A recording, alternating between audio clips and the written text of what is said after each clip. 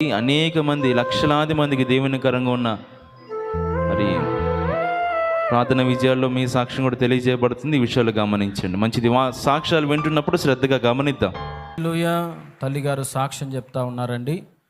మరి ఆమెట గడిచిన దినాల్లో మరి పనికి వెళ్ళిందట. పొలం వెళ్ళినప్పుడు ఆ గట్టు మీద నడుస్తూ ఉందట. ఆ పని చేసుకుంటా ఉంది.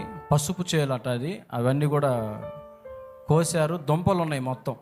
ఆమె గట్టు మీద నడుస్తా అనుకోకుండా జారిపోయిందట. తనతో పాటు పనిచేసే వాళ్ళందరూ కూడా పెద్దగా కేకలు వేశారు. ఎందుకంటే అవి మేకుల్లాగా ఇంతింత ఉన్నాయి. దుంపలు అంటారు కదా, ఇంతింత పొడుగ్గా ఉన్నాయి. వాస్తవానికి వాటి మీద పడిందేమే, అవి గుచ్చుకొని ప్రాణం పోవాల్సిన పరిస్థితి. ఆమె పడే సమయంలో యేసయ్య అని కేకలు వేసిందట. ఏది గుచ్చుకోలేదు, కానీ ఆ పొలంలో పడగానే ఒక మెత్తటి పరుపులాగా నాకు అనిపించింది. అయ్యా, ఏ హాని జరగలేదు నాకు. అందరూ అనుకున్నారు నేను చనిపోతానేమో అని. దేవుడు నన్ను కాపాడాడు. ఏది నాకు గుచ్చుకోలేదు అని చెప్పి తల్లిగారు సాక్ష్యం చెప్తా ఉంది. హల్లెలూయా.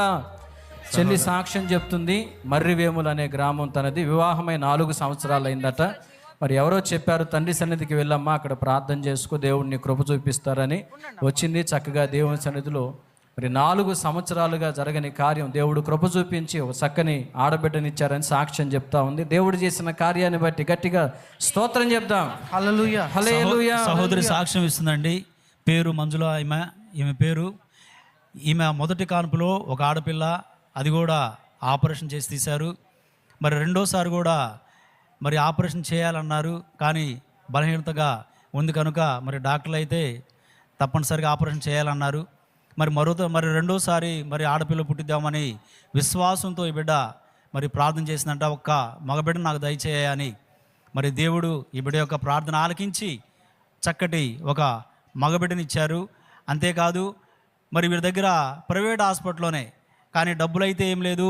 ఫిట్స్ కూడా డాక్టర్లు వస్తాయి అని అన్నారు, కానీ ఈమె ప్రార్థన ఆలకించి ఫిట్స్ కానీ మరి ఆ యొక్క ప్రైవేట్ హాస్పిటల్లో ఎటువంటి ఖర్చు లేకుండా చక్కటిగా మరి ఖర్చు లేకుండా మగబిడ్డనిచ్చాడు నాకు యేసయ్య అని మరి ఈమె సాక్ష్యం చేస్తుంది.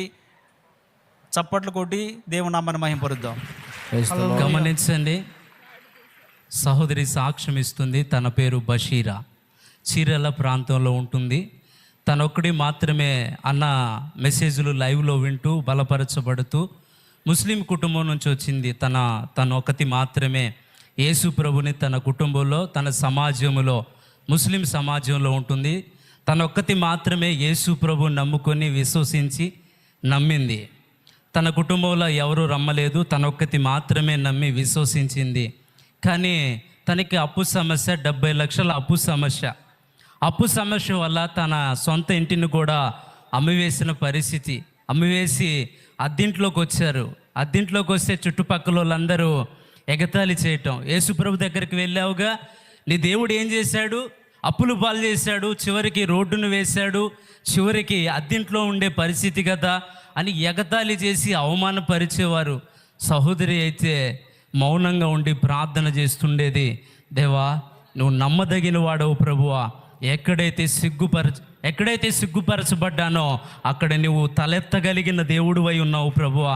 ఈరోజు అద్దెగృహంలో ఉంటున్నానేమో, నువ్వు ఖచ్చితంగా నాకు అనుగ్రహించగలవు ప్రభు అని తను ప్రార్థన చేసింది. నెల తిరగకుండానే ఒక చక్కటి గృహాన్ని దేవుడు అనుగ్రహించాడన్న. ఎక్కడైతే అవమానపరచబడ్డానో, అవహేళన చేయబడ్డానో, దేవుడు అక్కడ నన్ను తలెత్తాడన్నా అని సహోదరి సాక్ష్యం ఇస్తుంది. తన ప్రార్థన ఆలకించి దేవుడు చేసిన కార్యాన్ని బట్టి దేవునికి మహిమ చెల్లిద్దాం. హల్లెలూయా.